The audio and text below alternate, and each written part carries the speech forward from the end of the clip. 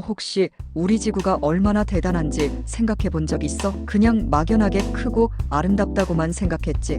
이 지구가 어떻게 지금의 모습을 갖추게 됐는지, 그 뒤에 얼마나 엄청난 지질 현상들이 숨어 있는지는 잘 모르잖아. 오늘은 내가 너한테 이 지구라는 위대한 건축가가 어떻게 지금의 대륙과 바다, 산과 계곡을 빚어냈는지, 그 놀라운 이야기들을 친한 친구한테 들려주듯이 편안하게 설명해 줄게. 자, 집중해봐. 이 이야기는 단순히 과학적인 사실, 나열을 넘어 우리가 살고 있는 행성에 대한 경외감과 이해를 깊게 해줄 거야. 수십억 년에 걸쳐 펼쳐진 대자연의 드라마를 함께 탐험해보자. 일단 지구가 건축한 가장 큰 작품은 바로 대륙들이야. 이 대륙들이 처음부터 지금처럼 딱 자리 잡고 있던 게 아니라는 거 알았어? 엄청나게 오랜 시간 동안 움직이고 부딪히고 갈라지고 그랬다는 거지. 이걸 바로 판고조론이라고 부르는데, 지구 표면은 마치 거대한 퍼즐 조각들처럼 여러 개의 판으로 이루어져 있어. 이 판들은 두께가 수십에서 수백 킬로미터에 달하는 단단한 암석 덩어리들이고,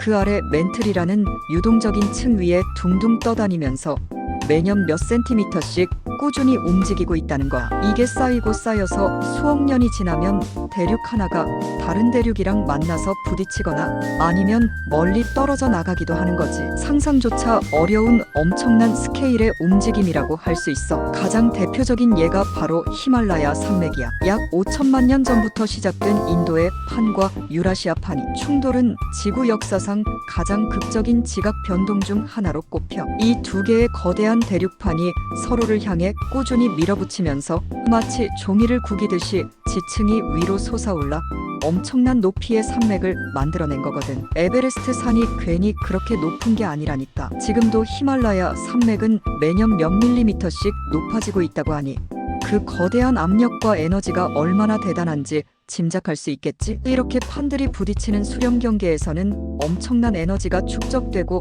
방출되면서 지진도 자주 일어나고 화산 활동도 활발해. 일본이나 환태평양 조산 때가 대표적인 예시라고 할 수 있지. 이 모든 현상은 지구에 살아있는 증거라고 할 수 있어. 끊임없이 움직이고 변화하고 있는 거야. 지구는 결코 정적인 존재가 아니라는 것을 말해주고 있어. 이 판들의 움직임은 단순히 산맥을 만드는 것을 넘어 해양 지형의 변화, 해수의 순환, 심지어는 기후 변화에도 영향을 미치는 등 지구 시스템 전반에 걸쳐 지대한 영향을 미치고 있어. 그리고 판들이 부딪히기만 하는 게 아니야. 서로 멀어지기도 해. 이걸 발산경계라고 부르는데, 대서양 한가운데를 보면 대서양 중앙해령이라는 거대한 산맥이 바닷속에 쭉 뻗어 있어. 여기는 판들이 서로 멀어지면서 지구 내부의 뜨거운 멘틀 물질이 위로 솟아올라 식으면서 새로운 해양 지각이 계속 만들어지고 있는 곳이야. 마치 용암이 솟아올라 식으면서 새로운 땅이 생겨나는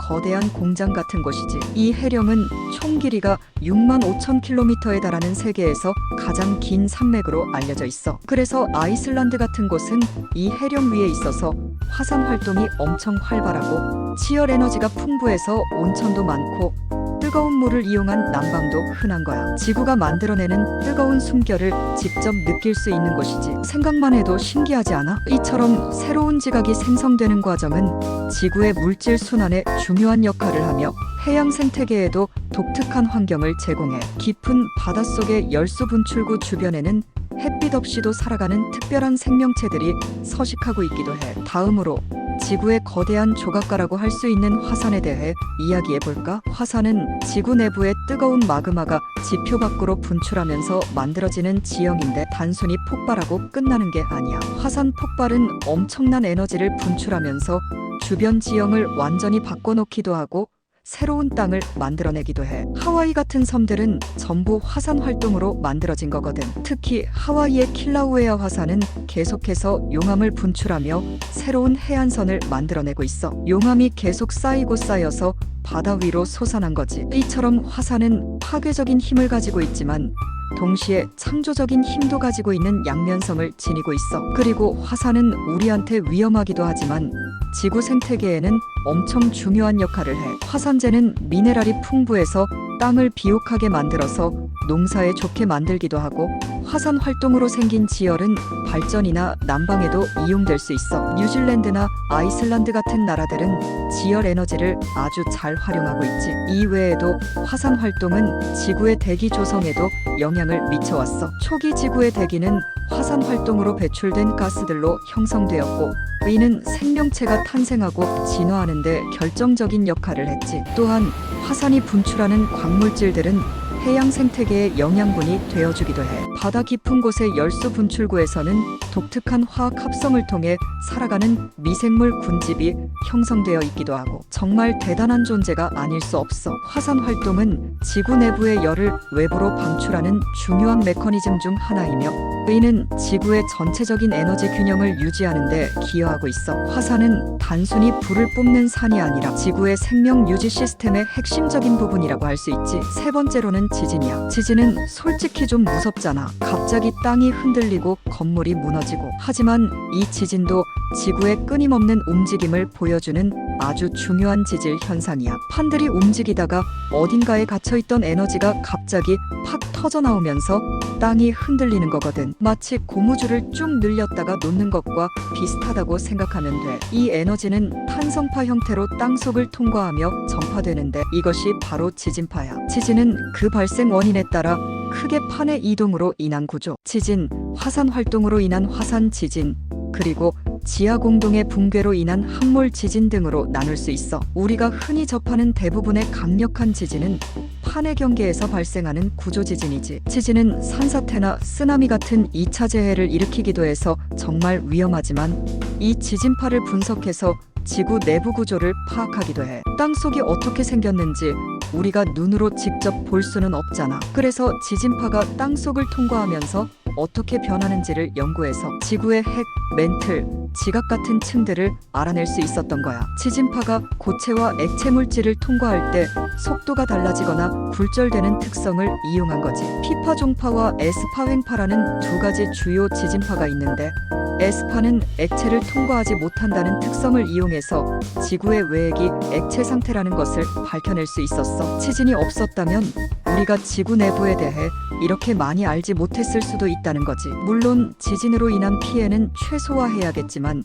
지진은 지구의 내부에서 끊임없이 일어나는 거대한 힘의 증거이자 지구를 이해하는 데 없어서는 안 될 중요한 단서가 되는 거야. 최근에는 지진 예측 기술도 발달하고 있지만 아직은 완벽하게 예측하기 어려운 미지의 영역이기도 해. 하지만 꾸준한 연구를 통해 인명 피해를 줄이고 지구의 비밀을 더 깊이 파헤치려는 노력은 계속되고 있어. 마지막으로 침식과 퇴적에 대해서도 얘기해 줄게. 이건 지구의 표면을 끊임없이 깎고 쌓으면서 조각하는 아주 섬세하고도 거대한 작업이라고 할 수 있어. 물, 바람, 빙하, 그리고 심지어는 생물 활동과 중력 같은 자연의 힘들이 바위와 흙을 깎아내고 침식, 그 깎아낸 물질들을 다른 곳으로 옮겨서 쌓는 퇴적 과정을 반복하면서 지금의 강이나 계곡, 해안선, 그리고 사막 같은 다양한 지형들이 만들어지는 거야. 이 과정은 수백만 년, 아니 수억 년에 걸쳐서 일어나는 느리지만 꾸준한 변화의 연속이라고 할 수 있지. 지표면의 모든 형태는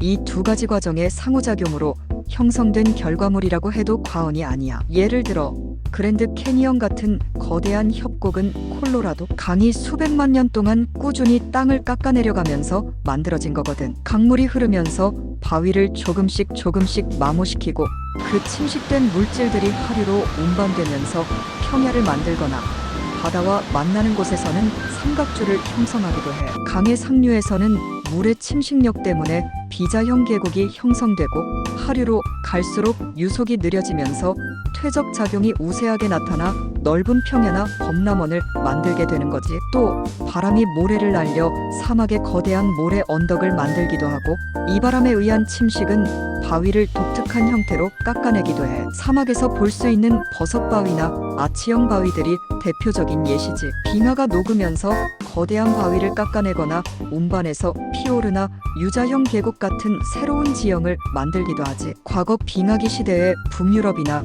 캐나다의 많은 지역들이 빙하의 강력한 침식과 퇴적 작용으로 인해 현재의 모습을 갖추게 된 거야. 또한 해안가에서는 파도와 조류가 끊임없이 해안선을 깎아내고 모래를 쌓으면서 사빈이나 해식, 절벽, 시스텍 같은 다양한 해안 지형을 만들어내. 심지어 생물들도 침식과 퇴적에 영향을 줘. 식물의 뿌리가 바위를 쪼개거나 동물의 활동이 토양을 이동시키기도 해. 이렇게 침식과 퇴적은 아주 느린 속도로 진행되지만 그 결과는 정말 상상할 수 없을 정도로 거대하고 아름다운 지형들을 만들어내. 우리 주변의 작은 개울부터 시작해서 거대한 사막까지 이 모든 것이 바로 침식과 퇴적이라는 자연의 위대한 건축 과정의 결과물인 거야. 이 두 가지 과정은 단순히 지표면의 형태를 바꾸는 것을 넘어 토양의 형성, 광물의 순환, 그리고 생태계의 분포에도 큰 영향을 미쳐. 이처럼 지구의 표면은 정체되어 있지 않고